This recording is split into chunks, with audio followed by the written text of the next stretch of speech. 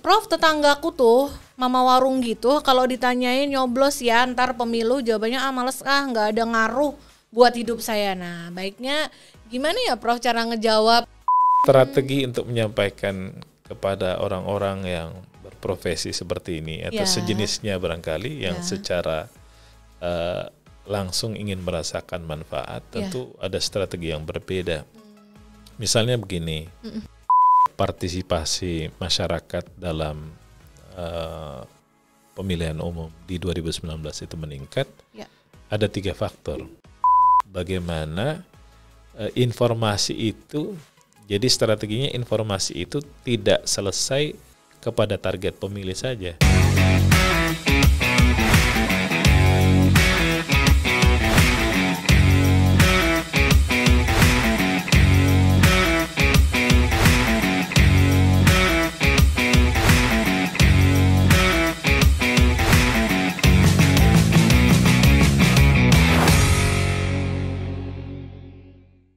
Halo teman pemilih, apa kabar semuanya?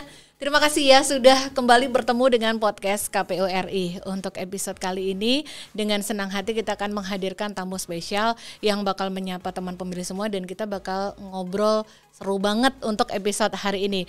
Teman pemilih yang sudah sekian waktu belum melihat kembali episode dari podcast KPU RI, sekarang saatnya untuk kita kembali mencari lebih banyak informasi dan mendapatkan lebih banyak update pengetahuan kepemiluan untuk teman pemilih semua dalam rangka kita menghadapi tahapan pemilu serentak 2024. Teman pemilih, untuk episode hari ini, untuk episode kali ini, saya Reni untuk host podcast KPRI, kita akan bertemu dengan tamu spesial kita yang sudah kita tunggu-tunggu banget, kecocokan jadwalnya sampai akhirnya beliau bisa meluangkan waktu untuk hadir di podcast KPRI dan menyapa teman pemilih semua. Perkenalkan teman pemilih, inilah Profesor Muhammad Mulyadi. Halo Prof, apa kabar? Alhamdulillah. Baik. Alhamdulillah baik. Senang sekali Prof udah berkenan mampir. Terima kasih. Saya juga senang sudah berkenan diundang. Iya. Teman pemilih bener loh, kita susah banget nyocokin jadwal sama beliau karena beliau aktivitasnya juga sangat padat, sangat tinggi karena beliau adalah saat ini sebagai peneliti ahli utama di Pusat Pemerintahan Dalam Negeri Badan Riset dan Inovasi Nasional atau BRIN. Ya Prof ya, betul ya. Nah, ini kesempatan istimewa nih, kapan lagi podcast kita kedatangan profesor dan kita bisa banyak tanya-tanya sama beliau dan juga kita pasti bisa banyak dapat insight nih, banyak banget. Gak cuma kita sebagai penyelenggara pemilu tapi juga teman pemilih di seluruh tanah air yang ingin tahu banget, pingin ngupdate terus pengetahuan kepemiluannya. Kita bersyukur hari ini ada Prof Mulyadi. Prof siap ditanya-tanyakan Prof? Insya Allah. Enggak ditanya-tanya Prof, ini tuh ngobrol ya Prof ya, ngobrol. Bukan seperti ujian kan? Enggak ya. Prof kan kebiasaannya menguji ya Prof. Berapa kali Prof diuji ya kan?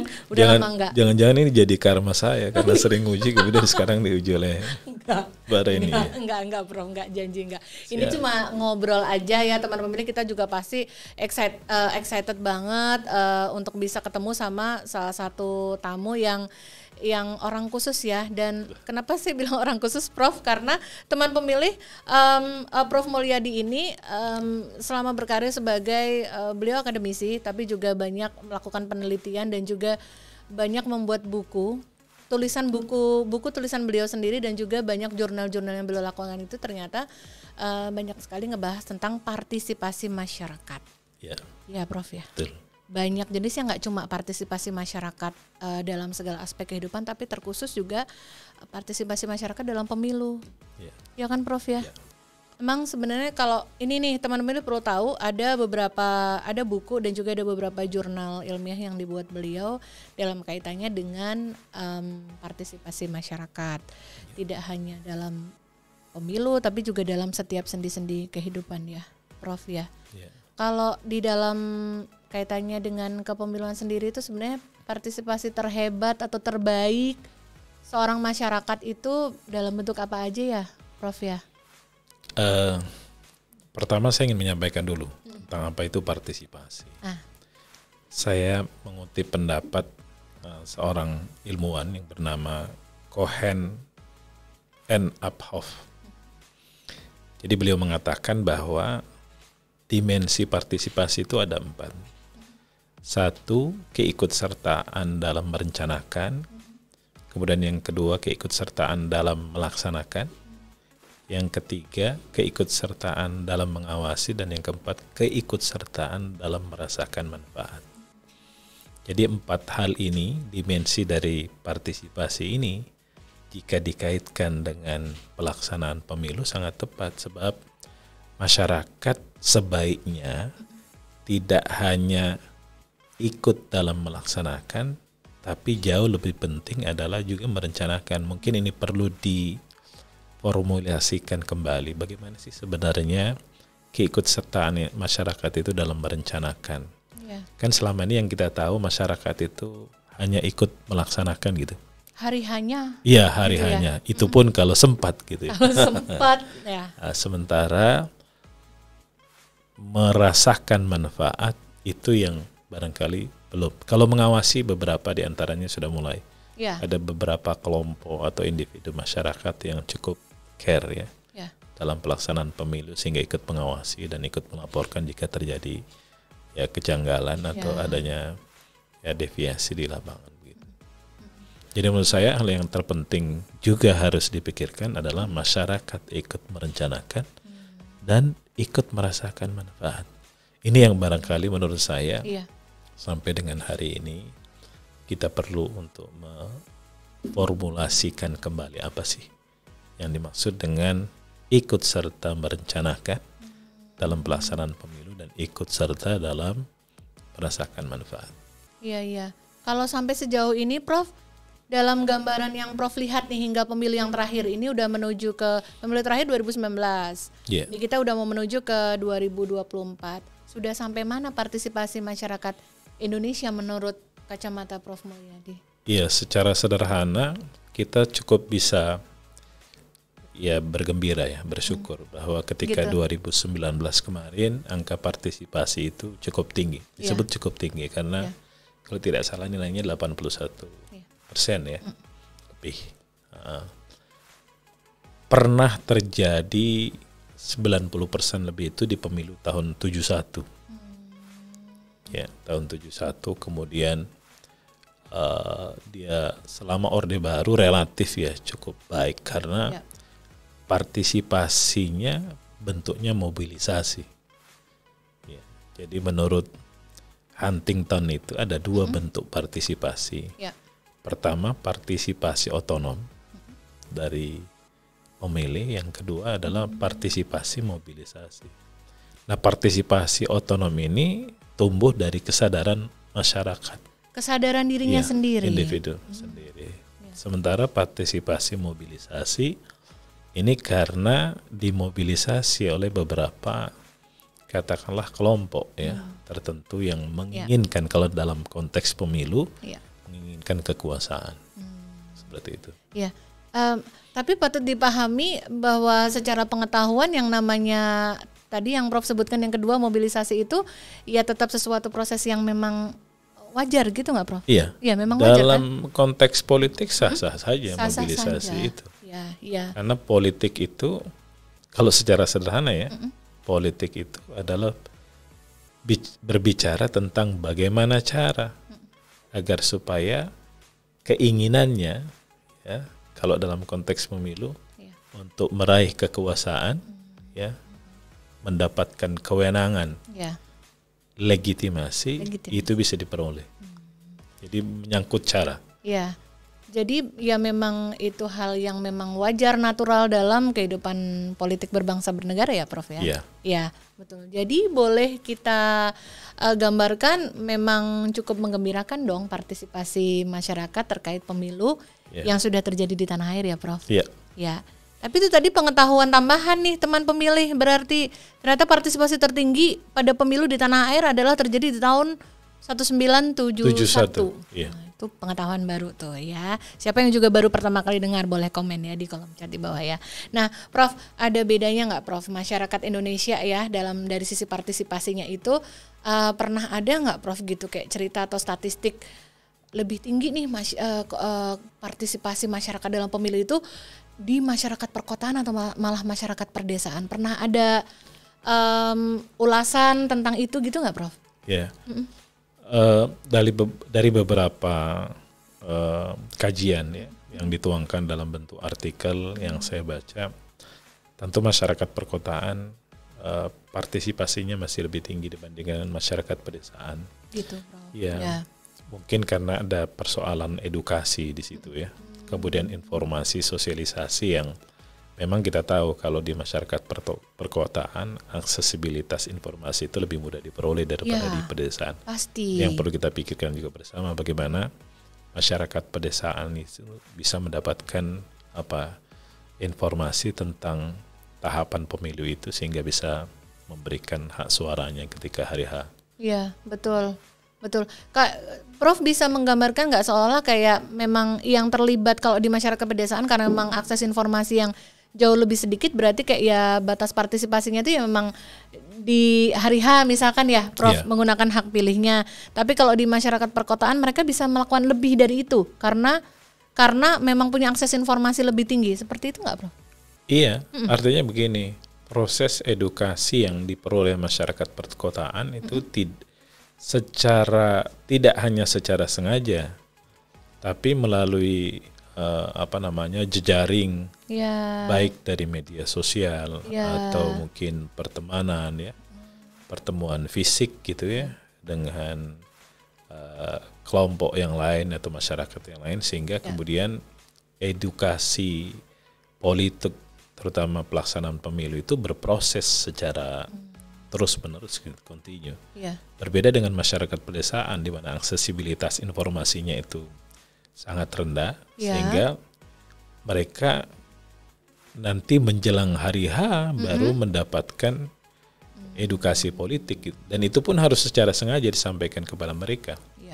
Tapi kita sih berharap dengan era transformasi digital saat ini, kita berharap masyarakat pedesaan sekarang sudah mulai mengenal ya teknologi informasi handphone ya. Sisa bagaimana kita mengetahui di mana sih sebenarnya kira-kira titik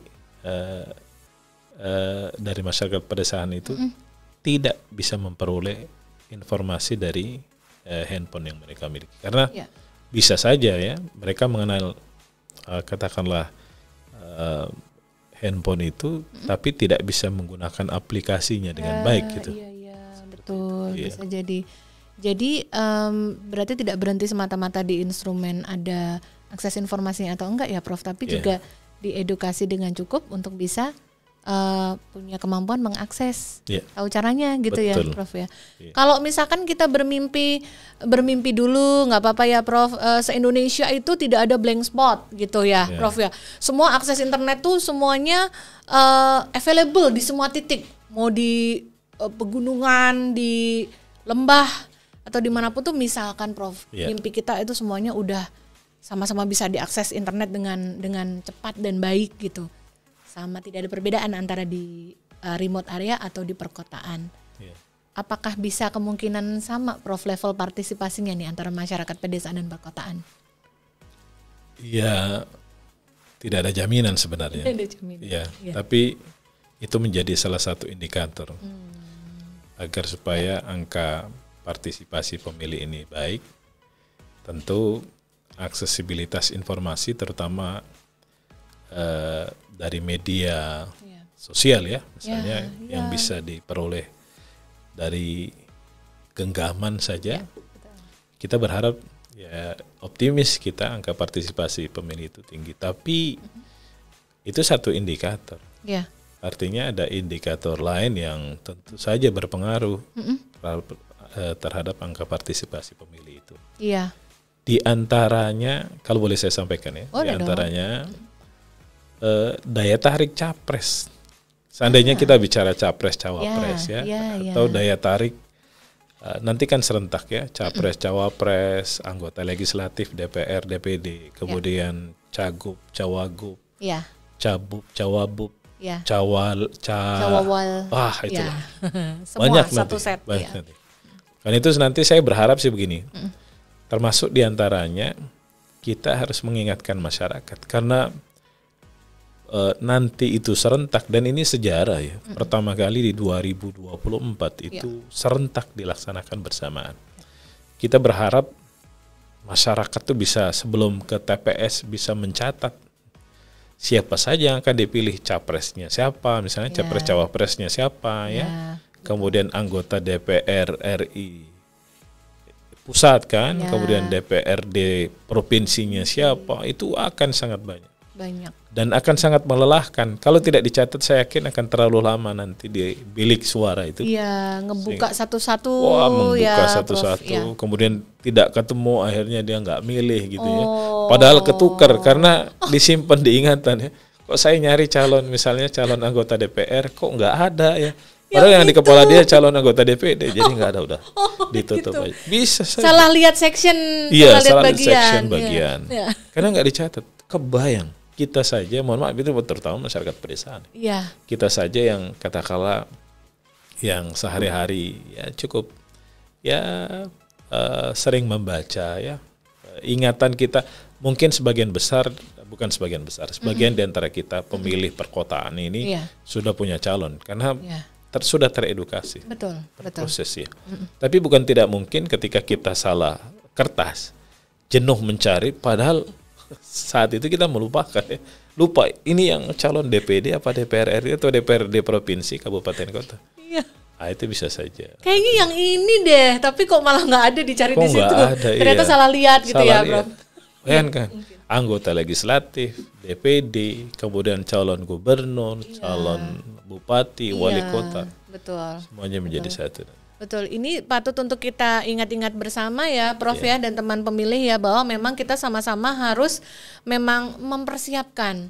Artinya sebelum hari H masuk ke bilik suara, sebelum ngebuka surat suara itu memang nanti sudah harus siap dulu nih. Sudah siap. Saya akan milih yang mana, akan prefer yang mana, atau partai yang mana atau calon yang mana itu sudah sebaiknya memang sudah prepare ya Prof. Betul. Jadi nggak ada kebingungan dan kepanikan di dalam bilik kecil itu gitu. Ya baik. Berarti tetap ada faktor-faktor lain. Salah satunya memang pesona atau daya tarik dari calon-calonnya itu. Calon tersebut. Sebut saja yang paling menarik tentu saja adalah capres-cawapres ya. Capres cawapres ya. Nanti kita akan ngobrol lebih dalam lagi nih soal pesona-pesona para calon-calon pimpinan itu ya Prof. Itu pasti menarik banget dan Prof Mulyadi nanti kita masih akan cerita lagi barengan sama teman pemilih semua, kita membagikan informasi lebih banyak lagi tentang kepemiluan. Untuk itu teman pemilih jangan kemana-mana ya, tetap di podcast KPU RI hanya di kanal YouTube Komisi Pemilihan Umum Republik Indonesia. Teman pemilih, terima kasih ya masih terus bersama podcast KPU RI hanya di kanal YouTube Komisi Pemilihan Umum Republik Indonesia. Nah, teman pemilih, untuk episode kali ini saya Reni untuk host podcast KPU RI. Kita masih bersama dengan Profesor Muhammad Mulyadi. Prof, boleh nanya sedikit agak lebih pribadi nih Prof. Sebelum kita ngobrol lebih lanjut soal partisipasi masyarakat ya Prof. Prof, kenapa sih Prof emang memilih berkarir sebagai seorang, bisa dibilang kan Prof ini selain peneliti kan memang ada basicnya mengajar ya Prof, akademisi. Kenapa Prof memilih jalur akademisi Prof? Pertama itu panggilan hati memang. Panggilan hati Prof? Panggilan hati ya. Karena ketika saya lulus pendidikan memilih, bukan memilih sih, memang harus masuk ke jalur birokrat. Memberikan pelayanan kepada masyarakat. Ada satu sistem yang saya terpaksa ada di gray area. Ya, sebagai umat yang beragama, saya menyadari betul kalau saya berada di area itu, ya dalam sistem itu dipaksa untuk ikut. Dan sistem itu menurut agama ya salah gitu. Begitu. Itu dosa, sehingga kemudian itu satu ya panggilan ya dasarnya karena agama. Yang kedua memang ketika melihat kejanggalan di dalam tatanan sistem pemerintahan kita sebagai abdi negara ya kan tidak boleh serta-merta menyampaikan protes gitu. Karena itu saya menuangkannya dalam tulisan dan sebelum memutuskan untuk terjun ke dunia akademisi, peneliti, memang saya sudah sering menulis di koran gitu. Dan menurut saya dengan cara seperti itulah saya menemukan jati diri saya sebenarnya sebagai seorang peneliti, periset, dan akademisi. Begitu. Ya. Prof, itu maaf tadi kalau saya ulang, saya highlight panggilan hati. Maksudnya panggilan hati itu seiring sejalan ketika sambil bertugas ya Prof? Ataukah itu sudah tersimpan dari sejak muda seperti sekolah sebelum kuliah sebenarnya. misalnya? Enggak juga, ketika di jalan. lapangan ya kaget melihat sistem seperti itu. Ya. Ada sistem seperti itu, tapi juga kita tidak bisa pungkiri ada juga sistem yang baik. Tapi sistem seperti yang saya sebutkan tadi itu seringkali membuat kita tidak bisa menghindar dan terseret.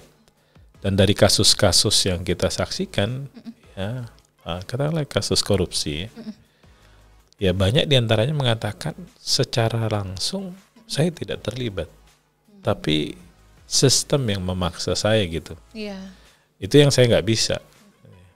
Ya sehingga kemudian memutuskan untuk ya saya sebaiknya relatif ya.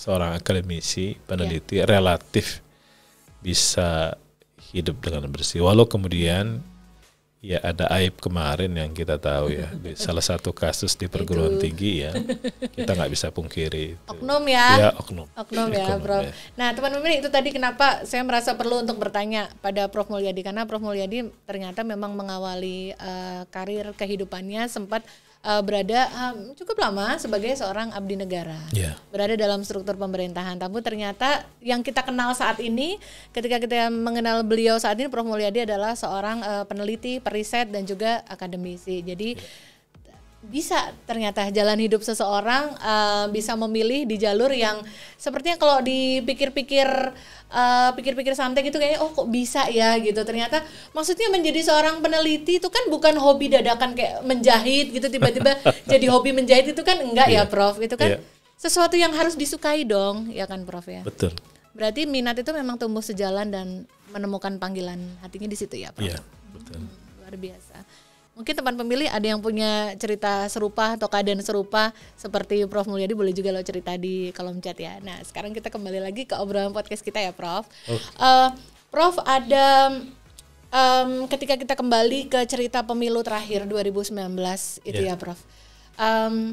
Sedikit insight dari kami penyelenggara pemilu itu di kala itu Prof, itu kalau bicara partisipasi masyarakat itu sepertinya tidak ada kekhawatiran Prof, karena Prof tahu kan dengan keadaan waktu itu di mana orang pergi ke kubu A lalu 2019 ceritanya kubu A dan kubu B, dan sepertinya kok masanya tuh saling berkompetisinya tinggi sehingga jadi kita berpikir bahwa wah kita tidak perlu khawatir akan ada golput nih karena pasti mereka sama-sama ingin memenangkan orang yang diusung.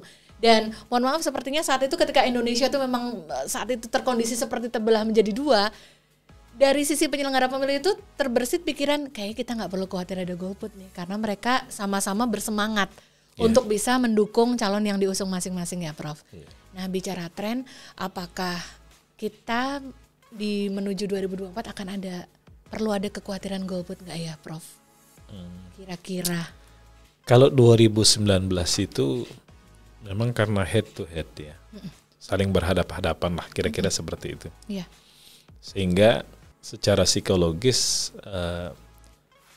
pemilih itu merasa memang harus memenangkan pertarungan itu, sehingga kemudian kalau tidak memberikan hak suaranya rasanya akan rugi gitu, atau bisa saja menjadi salah satu faktor mereka merasa satu suara saya ini akan memberikan kemenangan kepada kandidat yang didukung gitu.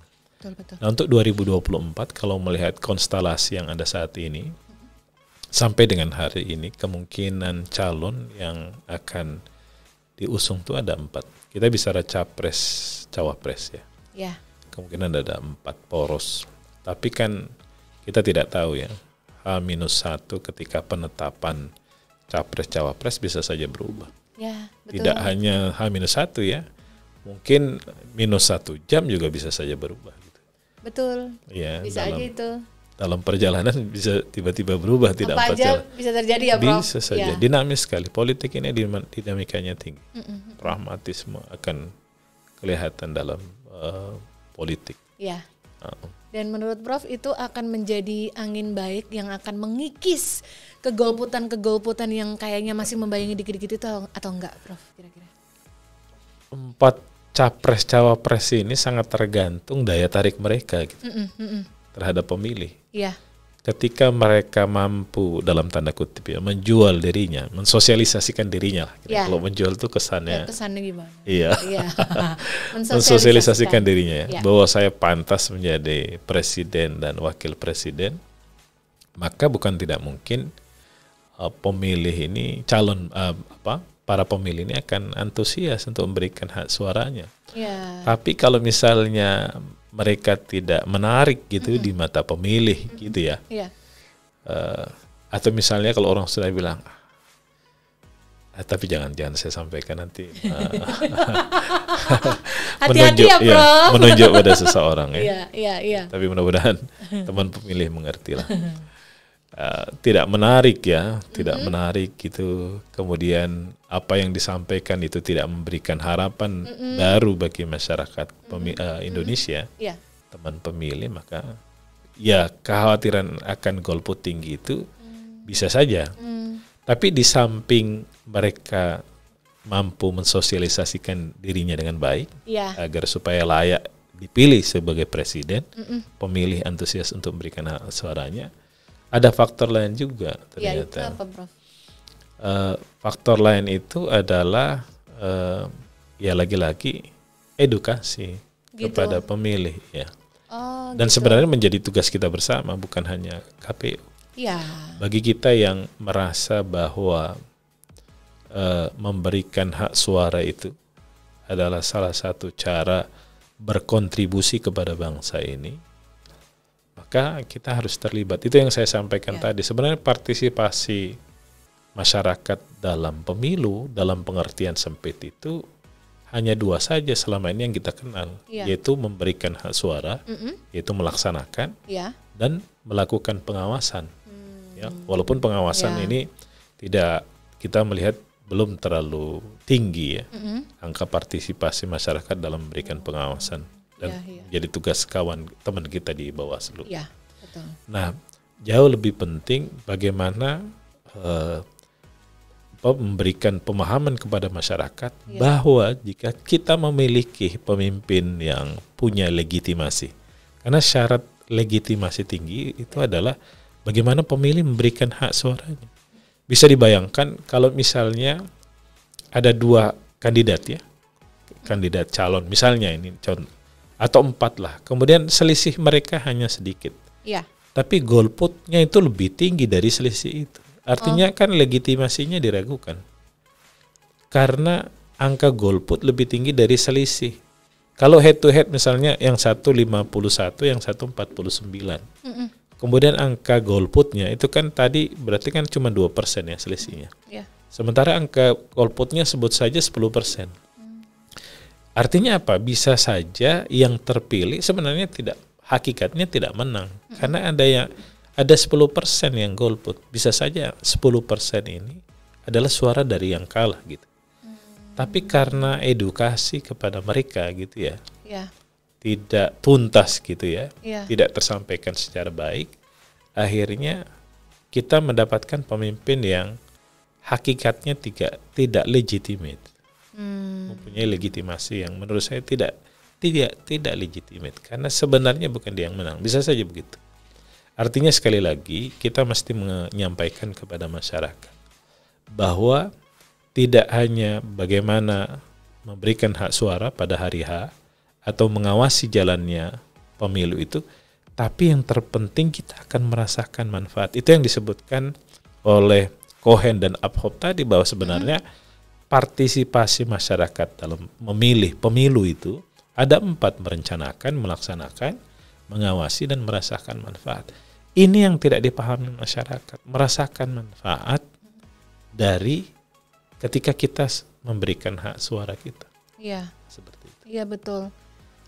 Mereka yang mengklaim dirinya mau golput aja, terang-terangan bilang kalau mau golput aja, itu yang mengklaim bahwa saya nggak dapat manfaat apa-apa kok gitu dari siapapun yang berkuasa saat ini gitu. Itu selalu dijadikan jawaban kaum tersebut, Prof. Iya, menurut saya ya itu pemikiran yang dangkal ya. Tidak mengeneralisasi gitu ya. Kemudian menarik kesimpulan lebih awal gitu. Padahal ya suara satu itu tentu menentukan. Ya. Jadi kalau sederhananya logika, tidak ada 2 kalau nggak ada 1, tidak ada 3 kalau nggak ada 2, nggak ada 10 nggak ada 1. Jadi akumulasi suara yang kita berikan ketika saatnya memilih itu sangat menentukan gitu. Jika kita betul jika kita betul-betul memikirkan bagaimana masa depan bangsa ini. Persoalan kemudian misalnya ya suara kita ya dengan suara pihak lain berbeda dan kita katakanlah tidak sesuai dengan harapan kita, itu persoalan lain. Setidaknya kalau dalam bahasa agama itu hisab kita di mata yang maha kuasa itu terlepas bahwa sesungguhnya kita punya niat baik memberikan suara kepada orang yang kita anggap baik untuk memimpin bangsa ini atau mewakilkan diri kita di legislatif, DPR, DPD, mungkin kepala daerah. Seperti itu. Setidaknya Allah sudah melepaskan hisab kita bahwa Anda sudah berusaha dengan niat yang baik menentukan pilihan. Artinya Prof, kalau ada orang masih tetap dengan dalilnya tidak ada juga yang cukup baik kok untuk memimpin atau menjadi pemimpin negara ini, itu berarti juga generalisasi ya? Prof, iya, generalisasi. Terlalu prematur untuk menarik kesimpulan gitu. Dan itu sepertinya jangan begitu, karena patut untuk dikenali lebih jauh lagi siapa calon A, calon B, untuk bisa dikenali, digali, dan mana yang kira-kira memiliki visi yang paling mirip dengan apa yang ingin kita cita-citakan, ya, Prof. Inginkan. Betul. Nah itu tadi, mudah-mudahan bisa menjadi insight buat teman pemilih semua. Jadi nggak ada alasan loh buat golput, karena kalau sudah menduga-duga sendiri, mengira-ira sendiri dari awal, itu namanya generalisasi, dan itu tidak disarankan untuk orang pintar ya. Betul. Orang pintar nggak nyamain kayak begitu gitu, gali dong gitu. Nah itu tadi obrolan teman pemilih tentang kekhawatiran golput atau tidak golput. Ternyata banyak sekali faktor yang perlu dijadikan pertimbangan. Tidak hanya seberapa kenceng nih penyelenggara pemilu melakukan sosialisasi atau pendidikan pemilih, tapi juga ada daya tarik lain, yaitu misalkan dari calon-calon yang akan diusung atau nanti akan ada gitu. Prof nyebutnya udah 4 pasang ya, Prof? Saya bilang tadi melihat konstelasi politik dari pemberitaan. Kira-kira seperti itu, ada 4 poros. Ya. Kita tunggu aja ya, Prof, nanti jadinya berapa ya. Dengan senang hati kita akan menantikan kabar gembira itu. Siapa sih yang akan berlagak menjadi calon pemimpin bangsa ini ya, Prof ya. Iya. Dan teman pemilih, ada satu hal lagi nih yang kami itu pingin banget gitu ya dengar opini dari atau pendapat dari Prof Mulyadi nih sebagai seorang peneliti atau periset dan juga akademisi.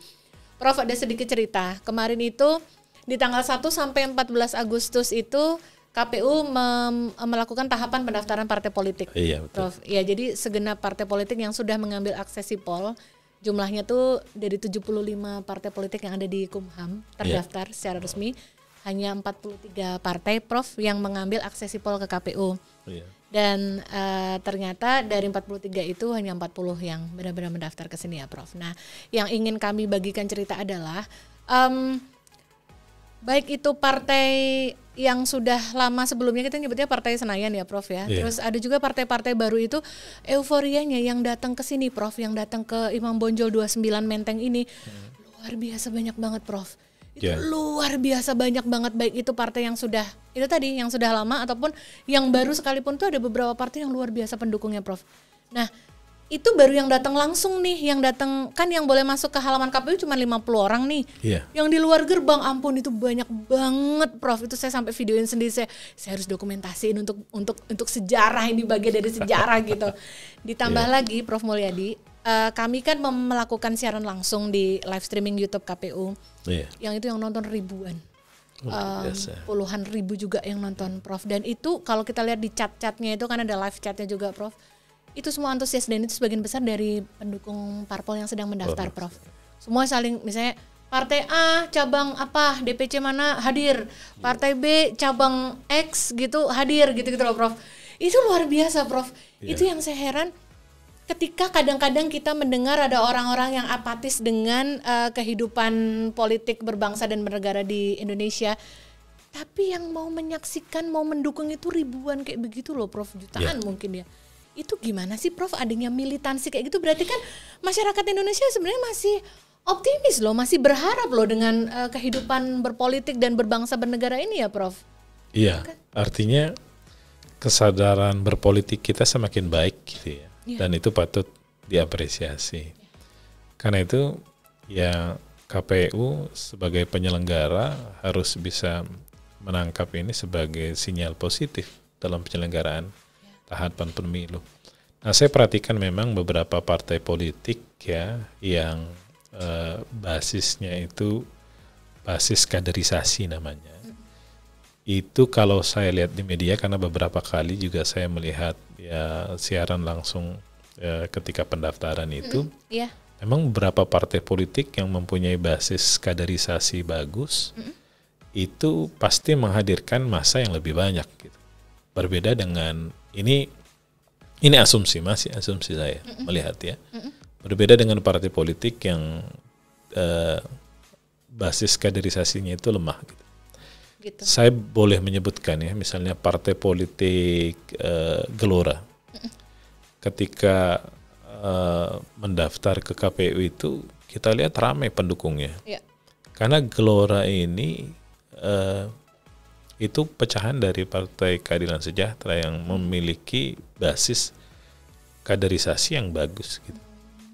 Atau misalnya Partai Umat ya. Partai Umat ini pecahan dari Partai Amanat Nasional ya. Terlepas motivasinya apa kita tidak perlu bahas barangkali, tapi internal ya cukup banyak masanya yang kita lihat yang mengantar gitu ya. Ini juga ya kaderisasinya bagus gitu.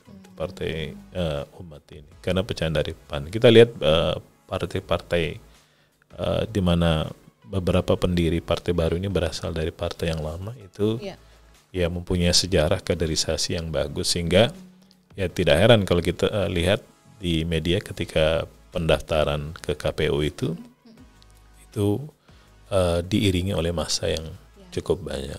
Sangat banyak. Bahkan di luar yang tadi disebutkan Prof Mulyadi pun memang ada loh teman pemilih, kan pasti lihat sendiri juga kan semuanya partai-partai baru yang antusiasmenya itu begitu luar biasa pendukungnya. Saya bicara pendukungnya. Betul. Yang mau merelakan waktu, merelakan tenaga untuk ikut hadir di sini di tengah panas-panas. Terik mentari Jakarta, Prof, itu mau hadir di sini.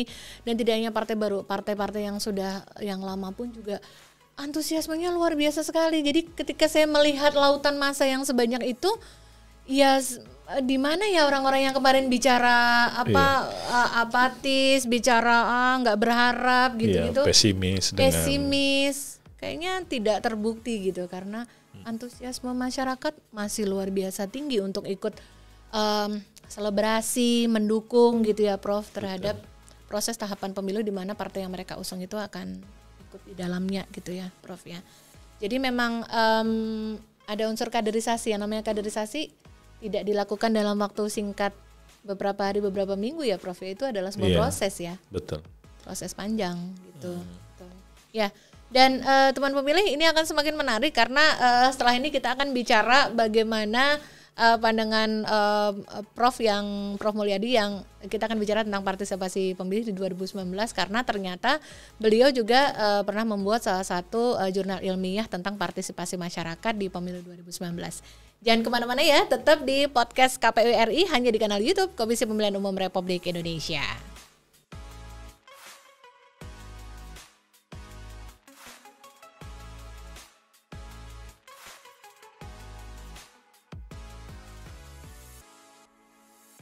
Teman pemilih, terima kasih ya masih bersama podcast KPU RI. Untuk episode kali ini kita masih bersama dengan Profesor Muhammad Mulyadi. Beliau adalah periset, peneliti dan juga akademisi.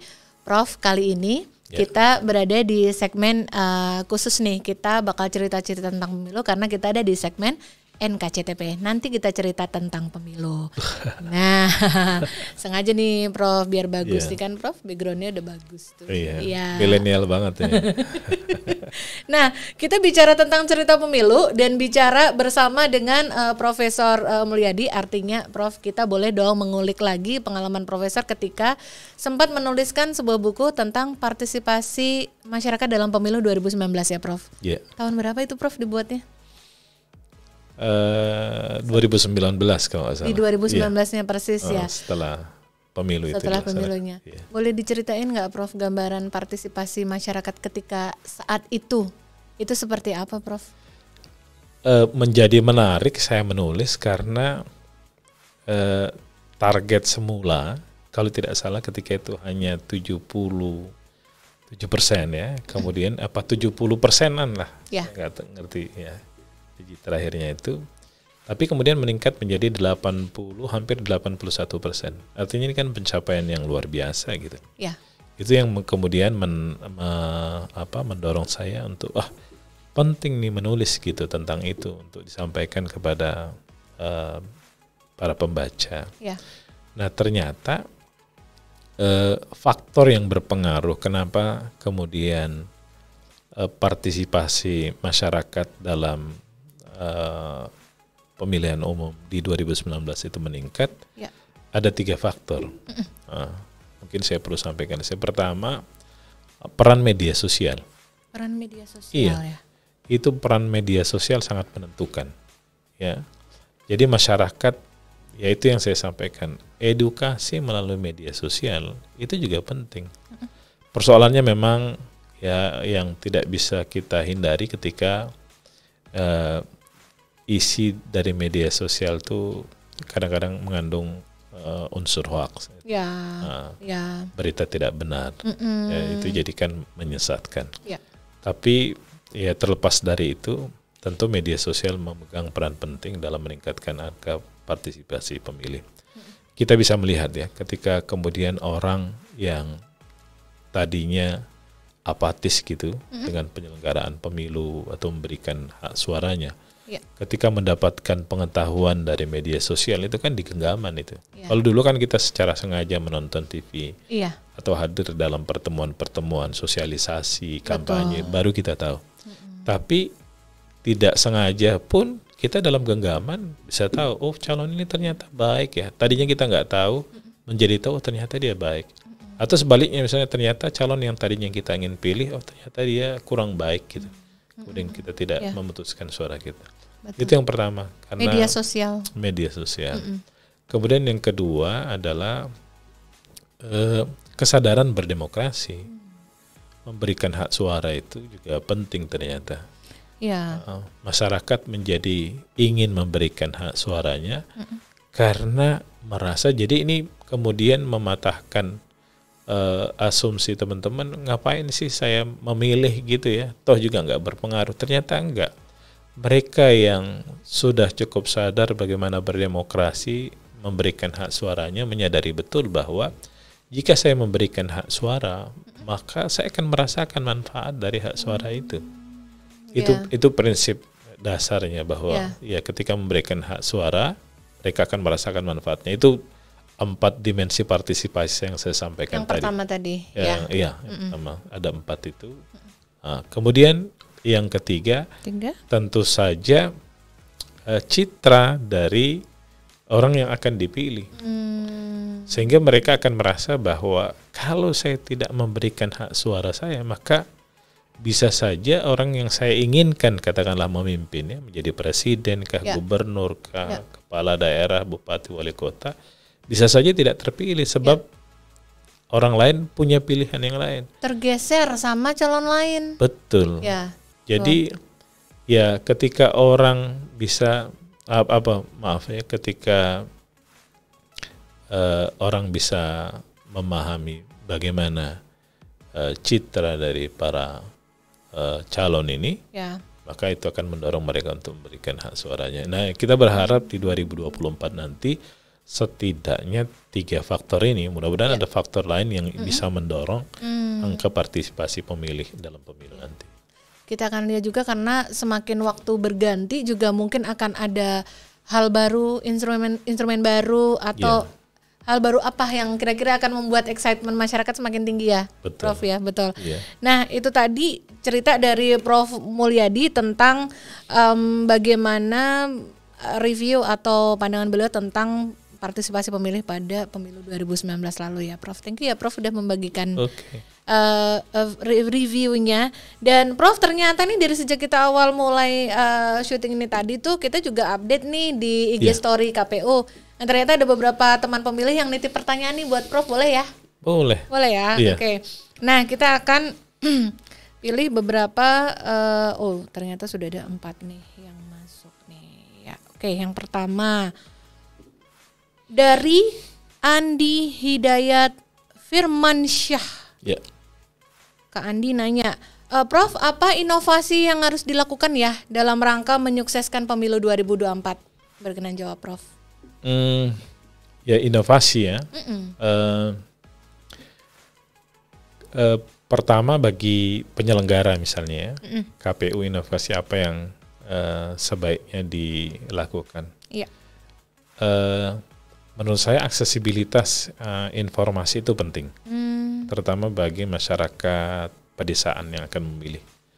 Kita tahu jumlah penduduk masyarakat pedesaan dan kota tentu jauh lebih banyak masyarakat pedesaan. Itu bisa menjadi concern kita. Gitu ya, Prof? Iya, itu harus disadari ya, bahwa ternyata partisipasi pemilih masyarakat pedesaan itu lebih rendah gitu daripada masyarakat perkotaan. Gitu. Nah, kita harus menciptakan inovasi bagaimana aksesibilitas informasi yang untuk sampai kepada masyarakat itu menjadi lebih mudah. Gitu ya. Gitu. Ya, misalnya begini, kalau kita merasa bahwa pemilu 2024 ini adalah pemilu yang penting bagi masa depan bangsa, apalagi kan kita boleh dikata baru saja lepas dari pandemi COVID ya. Kita mesti bangkit gitu, mesti kuat gitu, dan dengan pemilu ini mudah-mudahan menjadi instrumen bangsa ini menjadi lebih kuat. Maka ya negara harus menyiapkan aksesibilitas informasi di pedesaan. Misalnya kalau kita melaksanakan riset misalnya survei bahwa ternyata masyarakat pedesaan itu umumnya sudah tahu dengan gadget ya, handphone gitu yang bisa mengakses informasi. Ya setidaknya barangkali setiap desa punya area di mana wifi itu gratis gitu. Sehingga mereka tidak memikirkan lagi. Artinya ini sarana untuk menunjang masyarakat itu ya mau ya melek dengan informasi-informasi tentang kepemiluan. Betul. Itu bisa menjadi inovasi. Atau misalnya sosialisasi yang menarik gitu ya. Terutama bagi kalangan pemilih pemula, milenial gitu ya. Jangan sampai sejak dini mereka sudah apatis, tidak mau tahu politik gitu. Tentu ada ya, kita gandeng lah beberapa entertainer yang bisa menarik mereka untuk influencer influencer ya, betul, Prof. Untuk ikut ya mensosialisasikan pentingnya pemilu di 2024. Barangkali itu inovasi secara sederhana yang bisa saya sampaikan. Itu dia ya, ini siapa namanya, Kak Andi tadi ya, itu udah dijawab dengan luar biasa sekalian sama contoh nih sama Prof Mulyadi ya. Thank you ya Prof udah menjawab pertanyaan pertama. Nah berikutnya nih Prof, ada yang nanya, ada salah satu teman pemilih nih namanya Kak Bidadita. Prof, tetanggaku tuh mama warung gitu, kalau ditanyain nyoblos ya ntar pemilu, jawabannya males nggak ada ngaruh buat hidup saya. Nah baiknya gimana ya Prof cara ngejawab mungkin tetangga atau mama-mama yang apatis kayak gini nih, pesimis gini nih, baiknya jawabnya gimana Prof?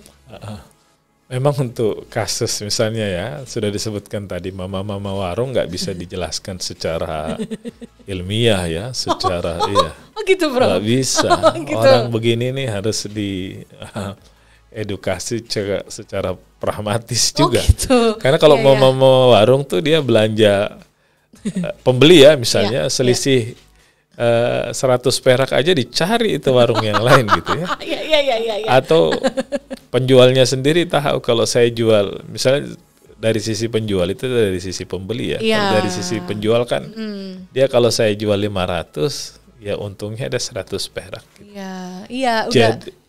Itu yang dikejar ya. Itu yang dikejar. Iya. Artinya selisih sedikit dikejar, keuntungan dikejar. Nah, strategi untuk menyampaikan kepada orang-orang yang berprofesi seperti ini atau sejenisnya barangkali yang secara langsung ingin merasakan manfaat, tentu ada strategi yang berbeda. Misalnya begini, kita harus menyampaikan kepada mereka bahwa Bapak, Ibu secara sederhana, nggak bisa terlalu panjang. Kalau terlalu panjang kemudian nanti ujungnya nggak ditangkap, nggak bisa narik kesimpulannya. Iya.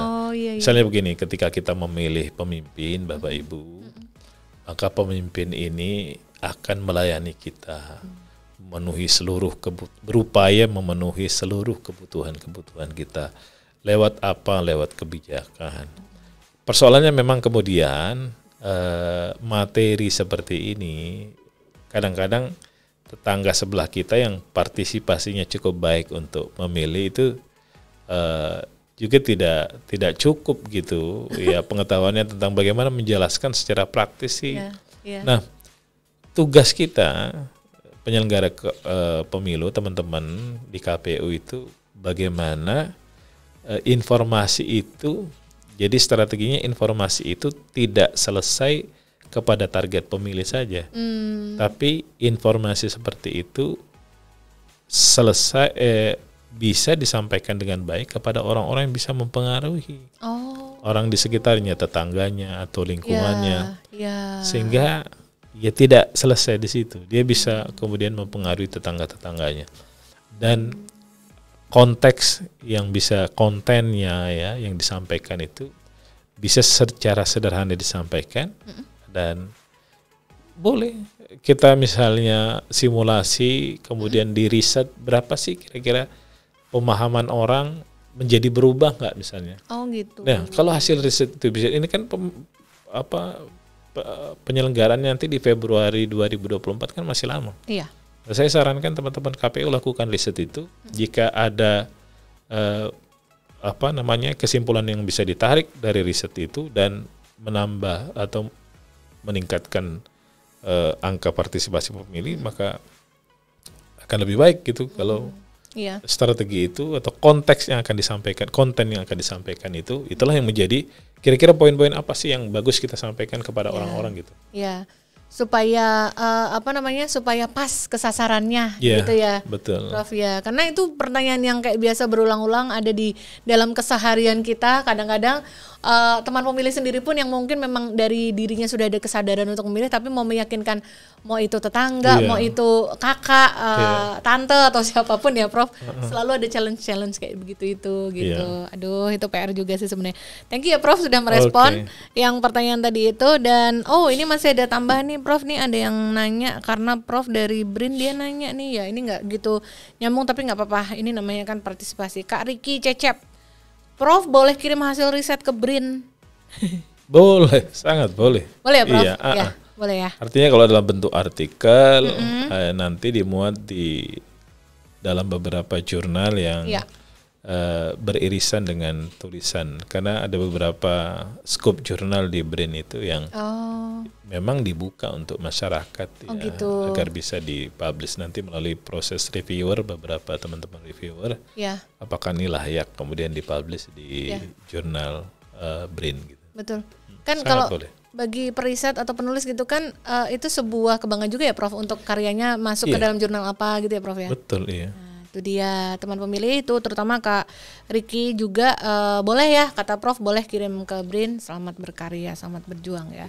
Prof ada satu lagi nih Prof, ini kayaknya minta tips banget nih dari Prof nih, dari Kakak Belinda Gadis. Bagaimana sih Prof caranya rajin menulis buku baca buku sampai habis aja usaha banget. Bisa dilatih nggak sih Prof yang namanya minat sama skill itu, gimana tuh Prof? Jawab. Bisa, sangat bisa ya, dengan mendisiplinkan diri. Disiplin sih menurut saya. Jadi ini pengalaman pribadi saya ya. Ketika saya mengawali rajin ya, katakanlah seperti rajin menulis ya, buku, artikel, saya membiasakan diri, mendisiplinkan diri saya itu mengantongi kertas kosong, kemudian ada pulpen, sehingga ketika ada catatan penting yang menurut saya harus saya tulis, itu saya tulis gitu ya. Dan saya mendisiplinkan diri saya sebelum, dulu kan belum ada media sosial, sekarang kan pengaruh media sosial itu besar sekali, itu bisa mengganggu kinerja menulis kita. Iya, gitu. Karena hampir semua media sosial di dunia maya ini kan menarik gitu ya. Banget, Prof. Kita buka yang satu bisa habis waktu sejam. Lanjut. Ya. Nah, kalau tidak mendisiplinkan diri, setidaknya begini. Kita harus punya target. Misalnya sehari saya harus menulis paling tidak 1 halaman gitu. Dan salah satu resepnya juga adalah jangan menulis hanya 1 topik gitu. Sehingga kalau kita mentok dengan topik yang satu, kita bisa pindah ke topik yang lain. Jadi ada beberapa embrio tulisan kita itu yang kira-kira pada saatnya nanti ternyata dalam setahun ini saya bisa nulis 2 loh. Karena memang ya itu berproses kan, ketika saya jenuh dengan tulisan yang embrio tulisan kita yang satu, ada tulisan yang lain yang bisa kita pindah gitu untuk menulis gitu. Apalagi kalau punya 2, 3, 4 tulisan gitu ya. Pada saatnya nanti ada yang secara bersamaan itu terpublish secara bersamaan. Diterbitkan secara bersama. Jadi sekali lagi kedisiplinan. Tanpa kedisiplinan nggak akan bisa. Nggak akan bisa ya. Jadi Kak Belinda disiplin dulu ya. Jadi kalau fokus disiplin, insya Allah pasti bisa mengikuti jejak seperti Prof Mulyadi gitu ya Prof. Thank you ya Prof sudah berbagi tipsnya ya. Ini mahal banget tipsnya karena memang dialami sendiri, dibuktikan sendiri ya. Baik teman pemilih, terima kasih loh sudah ikut bertanya dan menitipkan pertanyaannya untuk Prof Mulyadi, tamu podcast kita untuk episode kali ini, dan sudah dititipkan di IG Story di media sosial KPU. Jangan kemana-mana ya teman pemilih, kita masih akan mendengar beberapa hal lagi dari Prof Mulyadi hanya di podcast KPU RI. Anda masih bersama kami di podcast KPU RI hanya di kanal YouTube Komisi Pemilihan Umum Republik Indonesia. Teman pemilih, terima kasih yang dari tadi sudah setia banget dengan podcast KPU RI. Dan buat teman pemilih yang baru saja gabung, jangan lupa ya untuk klik subscribe terlebih dahulu, karena subscribe itu gratis dan pasti akan terus mendukung Komisi Pemilihan Umum untuk terus memberikan update informasi kepemiluan. Ya, jangan lupa lo harus klik subscribe sekarang ya. Nah, teman pemilih, kita masih bersama dengan Prof Mulyadi, tamu spesial kita untuk episode kali ini. Dan Prof, boleh dong kita sebelum menyudahi podcast kita minta nih sedikit insight atau juga komentar dari Prof Mulyadi tentang kalau misalnya kita mau bicara siapa sih yang paling cocok untuk kita sasar sebagai sasaran dari sosialisasi kepemiluan di pemilu 2024 nanti. Menurut Prof itu golongan atau siapa saja ya yang paling cocok untuk disasar duluan? Semua harus disasar Prof, kita sama-sama paham, semua harus diperhatikan, diinformasikan, tapi kalau Prof boleh meranking gitu, yang utamanya itu apa sama apa dulu ya Prof? Saya membaginya menjadi 2 ya. Artinya tidak semata berdasarkan generasi usia atau umur ya, tapi segmentasi teritori secara geografis. Menurut saya penting menyasar masyarakat di pedesaan itu. Gitu, Prof. Karena aksesibilitas informasi tentang bagaimana pentingnya pemilu itu untuk masa depan bangsa, mereka masih sangat minim. Ya, saya yakin itu mereka, karena aksesibilitas informasi tadi, ya. Kecuali mereka kemudian dimobilisasi. Artinya partisipasi mobilisasi ini menurut saya tidak baik ya. Sebaiknya dengan kesadaran sendiri. Untuk secara sadar datang dan menentukan pilihan berdasarkan pengetahuan yang mereka miliki. Ya, tanpa sekali lagi tanpa iming-iming sesuatu gitu. Itu kan menjadi budaya yang tidak baik yang selama ini masih saja ada di tengah-tengah kita. Itu secara geografis. Kemudian yang secara usia ya, generasi kan kita kenal ada generasi Z, ya, ada generasi Y milenial, ya, ada generasi X, ya, dan seterusnya yang tua-tua itu. Nah, saya merasa masih penting untuk generasi pemula ini, ya, generasi Z. Ya. Yang mana tuh, Prof? Berarti Z ya? Z ya, Gen Z itu penting juga. Pemilih milenial generasi Y ini, mungkin yang pemilih milenial ini ketika 2019 belum sempat mempergunakan hak suaranya karena sesuatu dan lain hal, sehingga menurut saya penting kembali diberikan edukasi bahwa penting memberikan hak suara untuk pemilu 2024 supaya target kita KPU ya, penyelenggara pemilu, kalau dulu 2019 sebenarnya challenge ini. Jangan sampai kemudian turun ya dari angka partisipasi pemilih tidak, 81% di tahun 2019. Mudah-mudahan ini menjadi lebih meningkat. Ya. Nah, teman pemilih, setelah tadi kita sudah menyimak banyak hal baru nih dari Profesor Muhammad Mulyadi, beliau peneliti dan juga periset dan juga akademisi. Nah, sekarang saatnya nih kita mau dengar kira-kira Prof Mulyadi punya pesan apa ya buat teman pemilih semua. Prof, kasih pesan dong buat teman pemilih yang menyaksikan. Baik ya, teman-teman pemilih, penting untuk memberikan hak suara, terutama nanti di pemilu 2024. Karena kita akan memilih siapa presiden dan wakil presiden kita, siapa yang mewakili kita di legislatif ya, DPR, DPD, siapa yang bakal teman-teman ya pilih menjadi gubernur jika di daerahnya nanti ya, siapa yang bakal jadi bupati, wali kota ya, dan seterusnya. Kenapa? Sebab suara kita menentukan nasib kita ke depan gitu. Tanpa kita memberikan hak suara kita, bisa saja legitimasi pemimpin yang terpilih nanti itu rendah, dan akibatnya apa? Kalau legitimasi pemimpin itu rendah, tentu tidak punya kapasitas, tidak punya kapabilitas untuk memimpin.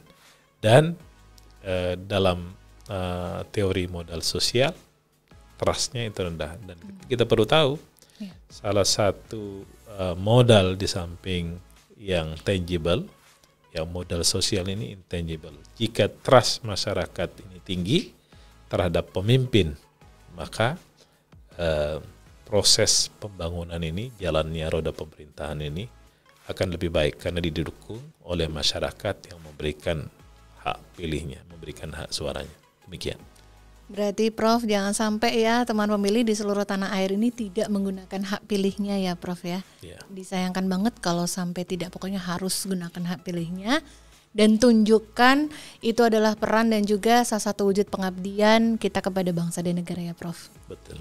Thank you ya Prof sudah memberikan pesan juga untuk teman pemilih. Nanti juga terima kasih sudah mampir ke podcast KPU RI ya. Terima kasih, Prof. Sama-sama. Iya, mudah-mudahan nanti diundang. Iya, sama-sama dengan senang hati. Mudah-mudahan nanti bisa hadir lagi ya Prof ya. Insya Allah dengan senang hati. Amin. Dan teman pemilih, terima kasih banyak ya sudah mau meluangkan waktu untuk mengikuti podcast KPU RI episode hari ini. Nantikan episode berikutnya dari podcast KPU RI berikutnya yang pasti juga tidak kalah serunya dengan episode kali ini ya. Dan tetap terus ikuti semua update informasi kepemiluan hanya di semua platform media sosial Komisi Pemilihan Umum Republik Indonesia. Podcast KPU RI terdepan bicara kepemiluan. Sampai ketemu lagi.